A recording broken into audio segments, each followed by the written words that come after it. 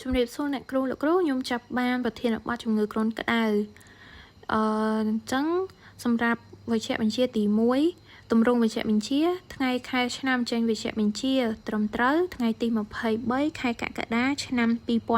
2012ឈ្មោះភេទអាយុនិងទម្ងន់អ្នកជំងឺមិនត្រឹមត្រូវអ្នកជំងឺឈ្មោះបូណាភេទប្រុសអាយុ36ឆ្នាំតែមិនបានបញ្ជាក់ពីទម្ងន់ទេ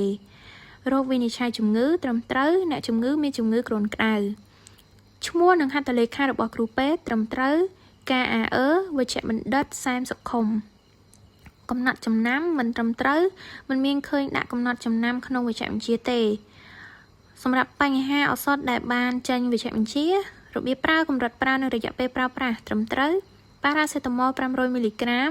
ជាគ្រាប់ចំនួន9គ្រាប់លេប1ដង1គ្រាប់មួយថ្ងៃ3ដងព្រឹកថ្ងៃត្រង់និងល្ងាចប្រើប្រាស់រយៈពេល3ថ្ងៃការហាមឃាត់មិនមានការហាមឃាត់ការប្រើប្រាស់ឱសថក្នុងវេជ្ជបញ្ជាទេដោយសារតែអ្នកជំងឺមិនមានជំងឺខ្សោយថ្លើមធ្ងន់ធ្ងរទេអន្តរកម្មឱសថមិនមានអន្តរកម្មឱសថនិងឱសថទេព្រោះក្នុងវេជ្ជបញ្ជាមានតែឱសថមួយប្រភេទតែប៉ុណ្ណោះវេជ្ជបញ្ជាទី2សម្រាប់ទម្រង់វេជ្ជបញ្ជាថ្ងៃខែឆ្នាំចេញវេជ្ជបញ្ជាត្រឹមត្រូវថ្ងៃទី23ខែកក្កដាឆ្នាំ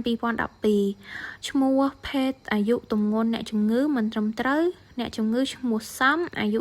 54ឆ្នាំទម្ងន់72គីឡូក្រាមតែមិនបានបញ្ជាក់ពីភេទទេរោគវិនិច្ឆ័យជំងឺត្រឹមត្រូវមានអ្នកជំងឺមានជំងឺគ្រុនក្តៅឈ្មោះនិងហត្ថលេខារបស់គ្រូពេទ្យត្រឹមត្រូវ SSW វេជ្ជបណ្ឌិតសួនស៊ីវកំណត់ចំណាំត្រឹមត្រូវសូមមកពិនិត្យជំងឺម្ដងទៀតក្នុងរយៈពេល3ថ្ងៃក្រោយដោយកាន់វេជ្ជបញ្ជានេះមកជាមួយបញ្ហាឱសថដែលបានចេញវេជ្ជបញ្ជារបៀបប្រើកម្រិតប្រើនិងរយៈពេលប្រើប្រាស់ត្រឹមត្រូវ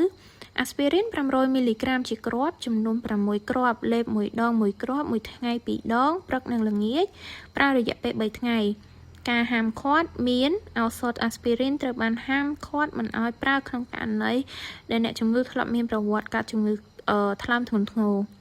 អន្តរកម្មឱសថមិនមានអន្តរកម្មឱសថនិងឱសថទេព្រោះនៅក្នុងវេជ្ជបញ្ជានេះមានឱសថតែមួយប្រភេទប៉ុណ្ណោះអរគុណលោកគ្រូអ្នកគ្រូ